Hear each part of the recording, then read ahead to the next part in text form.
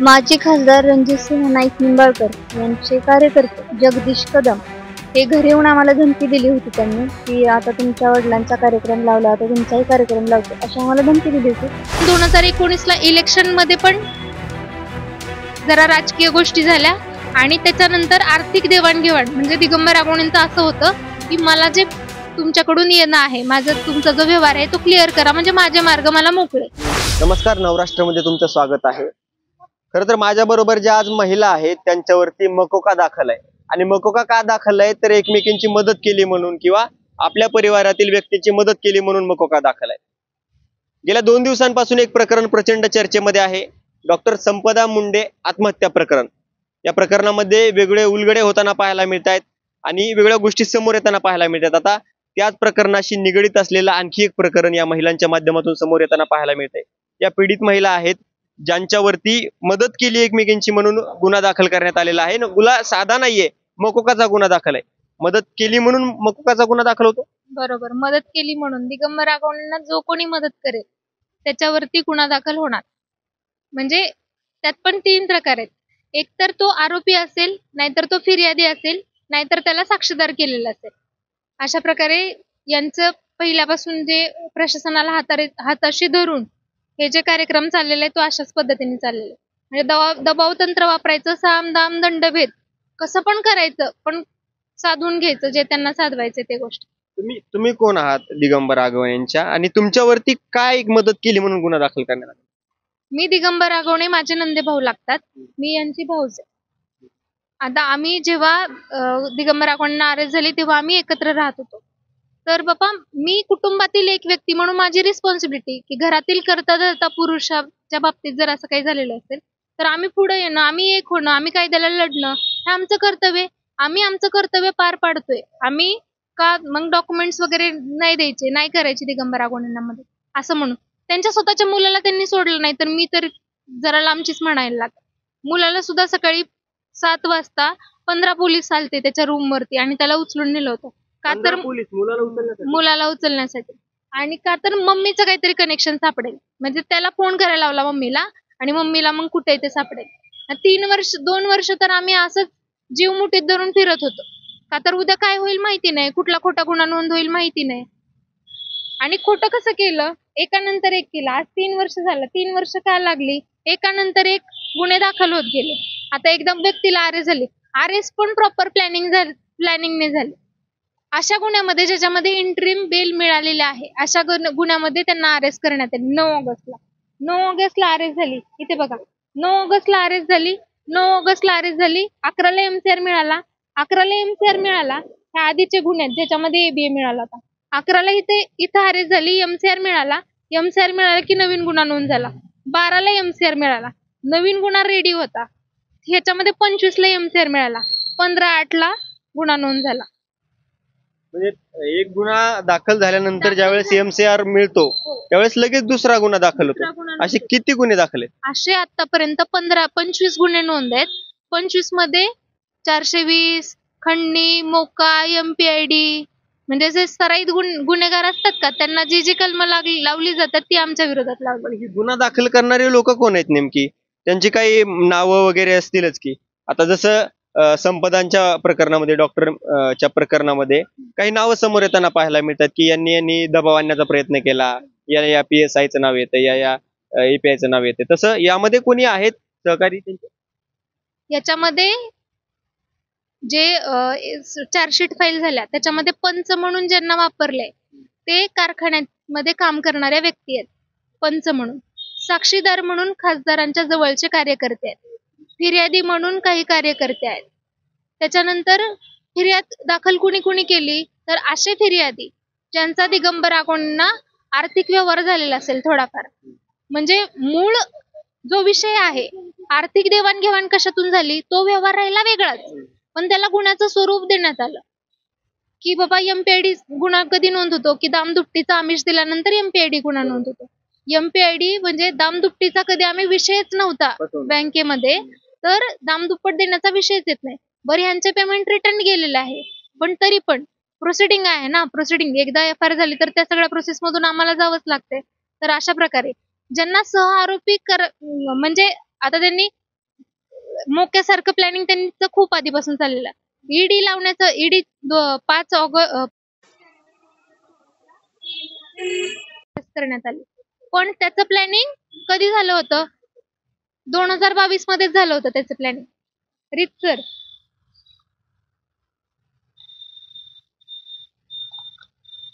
हे बघा, स्वतःच्या लेटर हेड वरती बँकांना पत्र लिहिलेले आहेत. तारीख 29/7/2022. 29/7/2022. दादा दिगंबर रागवणेंना अरेस्ट कधी झाली? आणि 9 letterhead ऑगस्ट आहे 2022. रणजित सिंह नाईक निंबाळकर यांचा आणि त्याच्यावरती तारीख आहे 29/7/2022. बर, हे आम्हाला कुठून मिळालं? हा चार्जशीटचा भाग आहे. ईडीचं जे चार्जशीटचा आहे त्याचा हा भाग आहे. याच्यामध्ये काय म्हटले त्यांनी? हे कधीच 29/7 काय म्हणतात?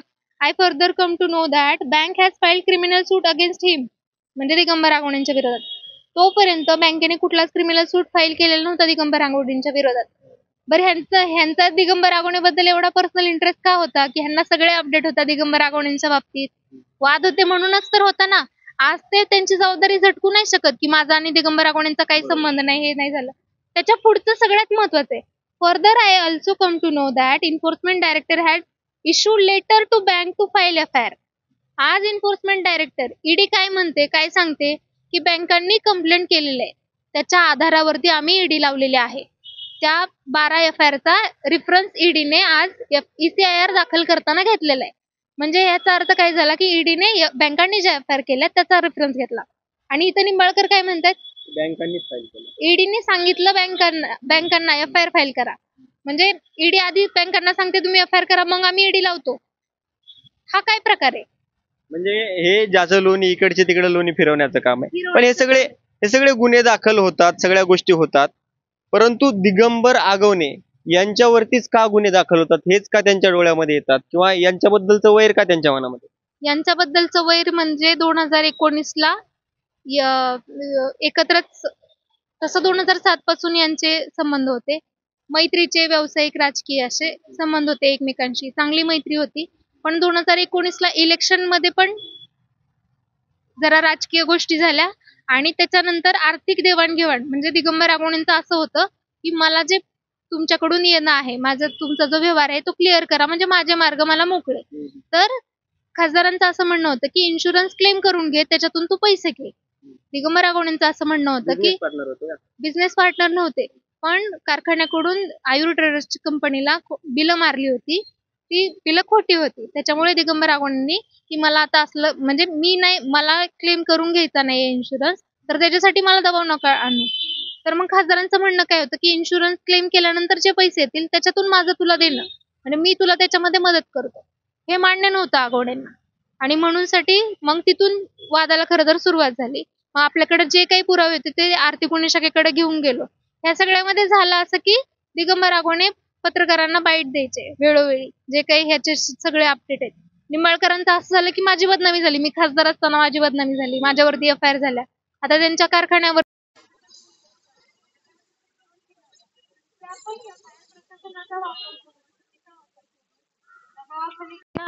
किंवा कसं म्हणा, पण ते पण गुन्हे बी फायनल केले.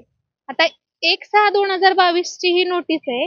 याच्यामध्ये म्हटलंय न्यायालयामध्ये दाखल केलेल्या तक्रारीनुसार दाखल गुन्ह्याच्या आपले म्हणणे व त्या अनुषंगाने कागदपत्रे आपण स्वतःहून आमच्या समक्ष हजर करणे आवश्यक होते, परंतु अद्यापपर्यंत दाखल केलेले नाहीये. तर 2 दिवसामध्ये करा. आपण काय म्हटलं की तुम्हाला कुठले कुठले डॉक्युमेंट्स पाहिजेत आम्हाला सांगा, आम्ही ते दाखल करतो. आम्ही तेव्हा गृहमंत्र्यांकडे गेलतो, तर दिलीप वळसे पाटील तेव्हाचे गृहमंत्री होते. ओके, तर त्यांनी असं सांगितलेलं की CID कडे वर्ग करा, असा त्यांनी शेरा दिला होता. तर आपण सांगितलं की CID कडे गुन्हा वर्ग केलेला आहे ह्यांनी, आता तसं आम्हाला शेरा मिळाले, तरी पण तुम्हाला काय आमच्याकडून माहिती हवी सांगा. तर दुसऱ्याच दिवशी त्यांनी समरीसाठी फाईल केलं कोर्टामध्ये. म्हणजे एवढी घाई का केली? आमचं म्हणणं तर आधी ऍटलिस्ट ऐकून घ्यायला पाहिजे होतं. म्हणजे एक तर न्याय मिळवण्यासाठी धडपड, आपण पोलीस स्टेशनला गेलं तर ते डायरेक्ट दखल नाहीत घेत, म्हणून आपण 156(3) कोर्टाच्या आदेशाने गुन्हे नोंद करून घेतले. ते घेतले तर ह्यांनी फायनल करून घेतले 15 दिवसामध्ये. आपला 10 लाखाचा तपास अजून चालू आहे. हे 26 कोटीचा तपास 15 दिवसामध्ये फायनल करून हे करून टाकलं. आणि त्याच्यानंतर आपल्याला ह्या कायदेशीर प्रोसिडिंग मध्ये एवढं गुंतवलं गेलं की ह्या लिगल गोष्टींकडे लक्ष द्यायला परत वेळच मिळून अशा प्रकारे आम्हाला अडकवलं गेलं.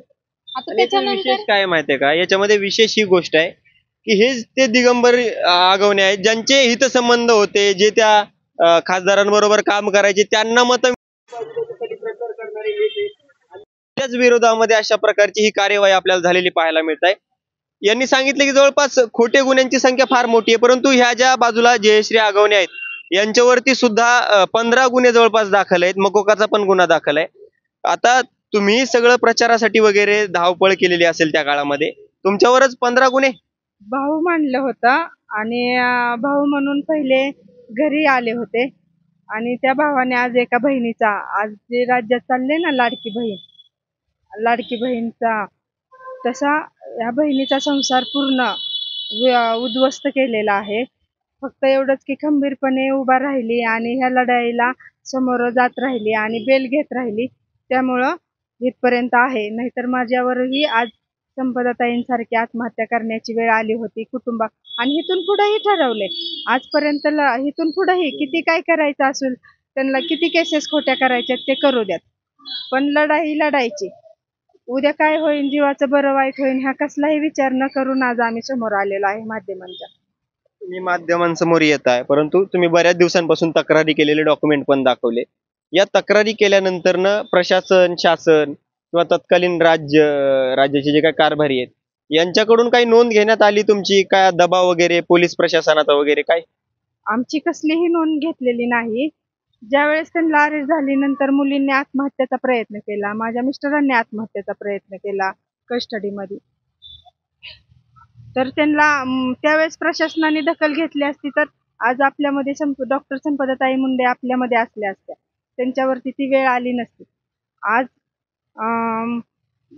सुदैवाने मुली वाचल्या आपल्या आणि त्या आपल्यामध्ये आहेत.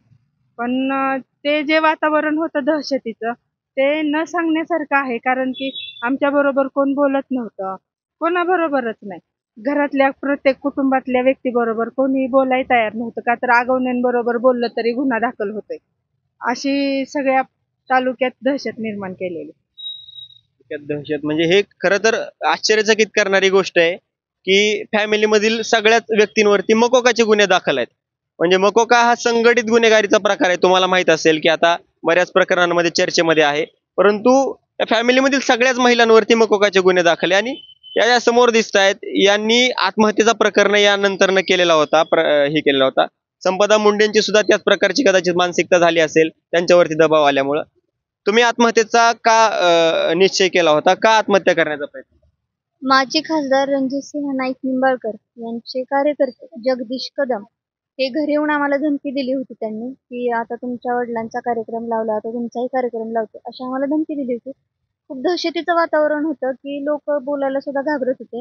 जी लोक कधी म्हणजे खासदार साहेबांची लोक कधी अशी फिरकतही नव्हती घराच्या शेजारी, ते पाक पूर्ण किचन पर्यंत यायला लागले होते आणि खूप भीती वाटत होती त्यावेळेला. आणि अशा भीतीच्या वातावरणात आम्ही महिला आयोगाला अर्ज पण केला होता, पोलीस स्टेशनला अर्ज केला होता, पण कोणीच आमची दखल घेतली नाही. पोलीस स्टेशनला आम्ही 8 पर्यंत होतो रात्रीच्या, पण कोणीच दखल घेतली नाही त्यावेळेला. आणि अशा त्या परिस्थितीमध्ये आम्ही माझे खासदार रणजितसिंह नाईक निंबाळकर यांच्या पत्नी जिजामाता साहेब यांना फोन केला होता.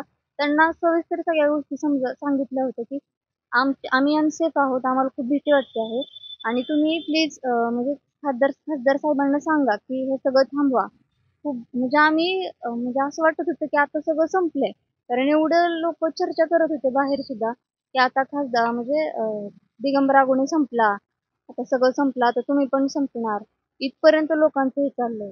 त्यामुळे हे आत्महत्या करण्याचा प्रयत्न वाटतंय आता संपदा मुंडेंनी सुद्धा अशा दबावापोटी त्यांना असं समोर येतंय की त्यांना पोस्टमॉर्टमचे रिपोर्ट वगैरे बदलण्यासाठी प्रेशर झालं होतं.